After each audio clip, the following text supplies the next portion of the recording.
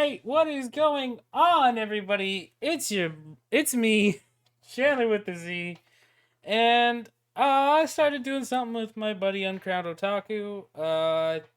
Don't know if this will keep going.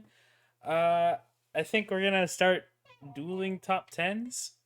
I'll talk to him about it, but I basically challenged him to do his top five favorite Hajime no Ippo characters, and in his comment section, I said, "Give me a top 10 and I'll make it tonight." He said top 10 Kingdom Hearts characters, and so I went through. I made a list of all the characters that are specific to Kingdom Hearts. So no Disney Kingdom Hearts characters, just purely Kingdom Hearts characters. And that is what we're going to do today. This is where we're starting. At number 10, we have Foreteller Ava, or Ava. She's the leader of the Volpes Union. She's the founder of the Dandelions. And if you don't know who those are, well, first of all, let me go over the Foretellers were the leaders of the 5 unions that were supposed to go out and collect light. But the Master of Masters foretold that they would fall to darkness. Because they were all given different roles that they were not allowed to share with each other. Ava's role was to collect strong members to form this group called the Dandelions. And the Dandelions were basically a group of people that were going to be set aside to be saved for after all the unions fell to darkness. So she's the one foreteller who actually kind of does something good.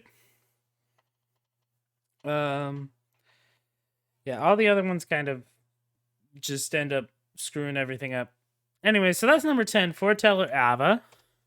Number 9, it's probably going to be an unpopular opinion, but Aqua is my number 9 character.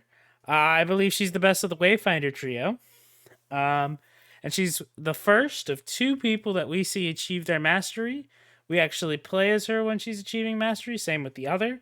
And she's the one that gave Kairi her Keyblade. She's also really cool because she's like the magic-based person of her trio. She has a very good block in the game because it's a 360 block. She's a cool character. I think sometimes the voice acting for her can be flat, but I respect her. She is the one who's probably lasted the longest in the realm of darkness. And you gotta always put some respect on her name for that. Even though eventually in Kingdom Hearts 3, if you haven't played that, you should. Spoilers coming up for that. She basically falls to darkness in the realm of darkness. And then she gives Riku the work. She gives Mickey the work. She pretty much gives everybody the work. And then Sora has to come in and save everybody. But yeah. That's Aqua at number 9. Moving on to number 8, we have one of the best organization boss fights in Kingdom Hearts 2, hands down, is the Zaldin boss fight on the bridge. It's like the perfect amount of difficult and annoying and fun that really just embodies what Kingdom Hearts is. I think Zaldin's power is really cool because he got that wind power. And honestly, he's probably the one character I put on here because of Rule of Cool. It was honestly number 8 would have been between.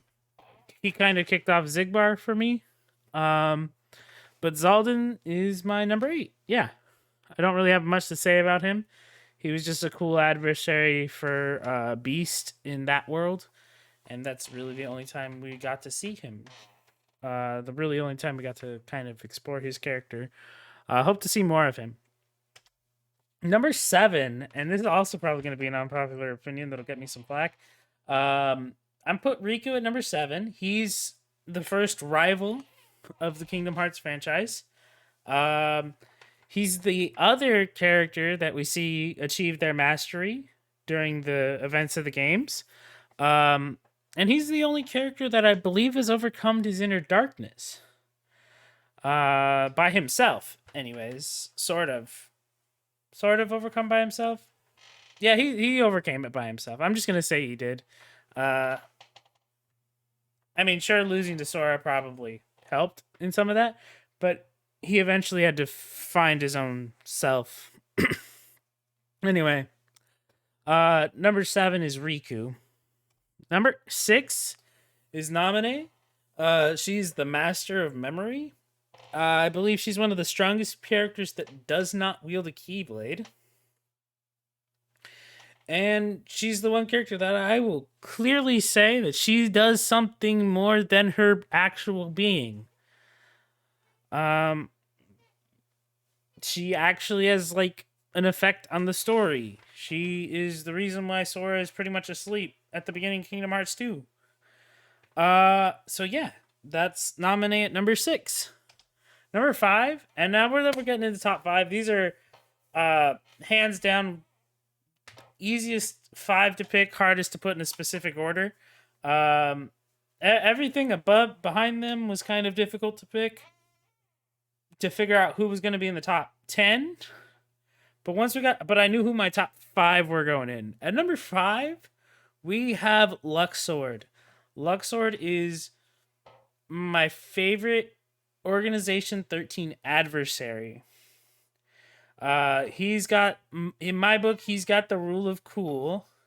He's the man with the cards and the dice, willing to sacrifice his time to play game with Sora. And I don't know, I have a lot of respect for him. I know we're going to be learning a lot more about him in the coming games, and I couldn't be more excited for that. He's literally the one character that I'm like, man, this man's cool. We need to respect this man. Anyways, so that's number 5, Luxord. Let's play a game. These are the rules. All right. And number 4 is Roxas. He's put here because he's the only character in the game that can dual wield by himself.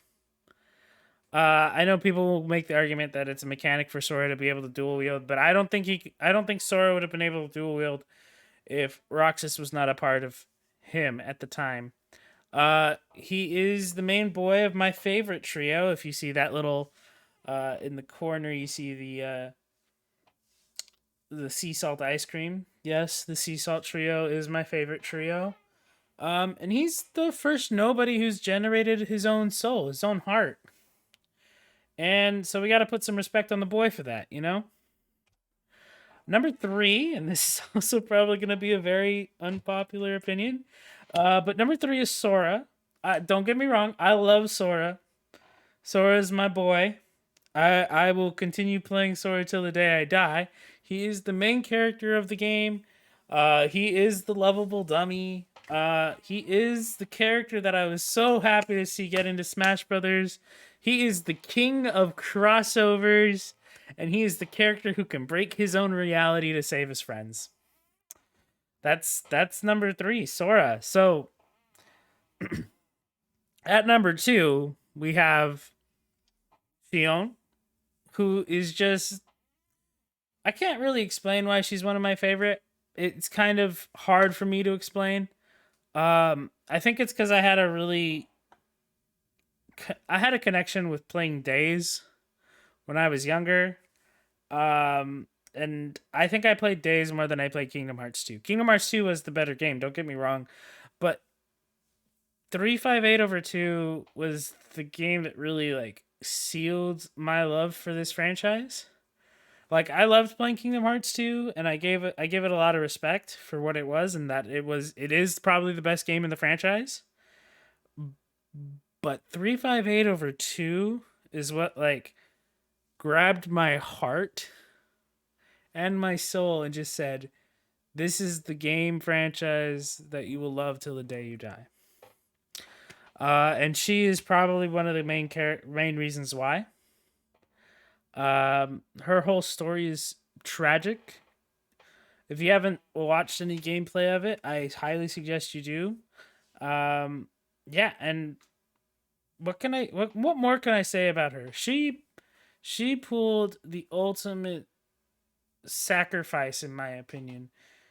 She was the one person who said, love you. I love my friends. I love my being, but I have to do the right thing here and sacrifice myself to return these memories to Sora. And honestly, I think she made one of the biggest sacrifices because she pretty much almost gave up everything.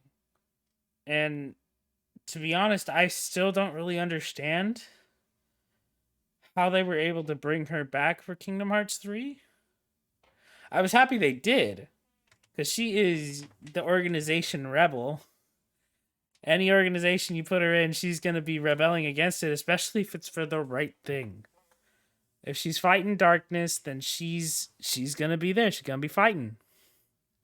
Anyway, so that's number 2. And up next, it's not number 1. We actually have the honorable mentions.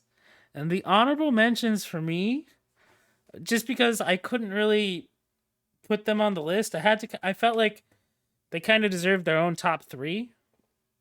But the honorable mentions are the Xehanorts. All 3 of them. I love them from the fact that they are the antagonists, and they are good antagonists. But I really couldn't put them in my top 10 to like solidify their placement. And it was just easier for me to say, hey, these are my honorable mentions.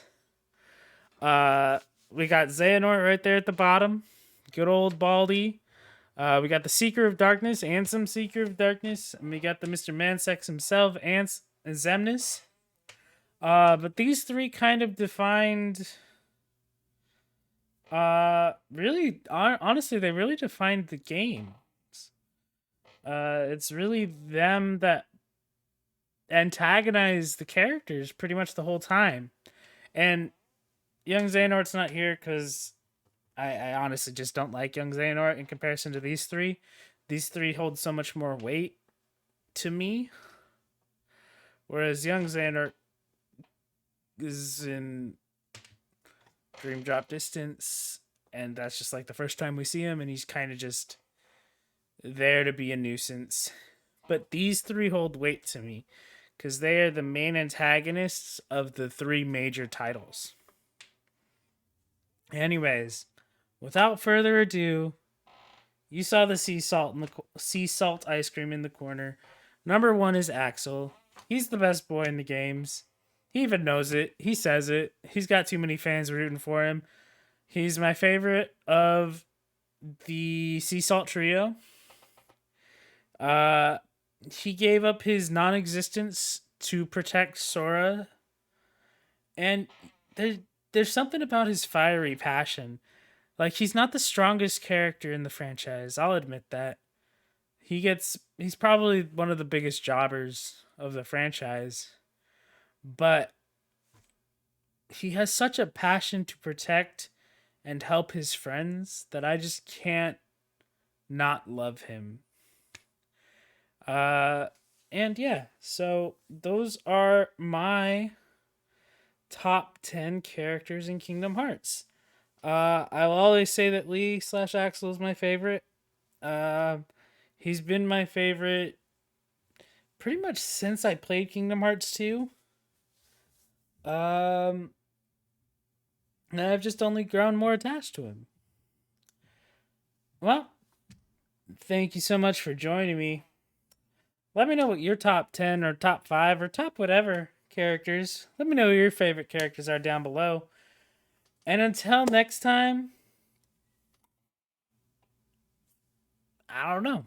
But I'll see you all next time. And remember, you gotta keep it memorized. Bye. Oof.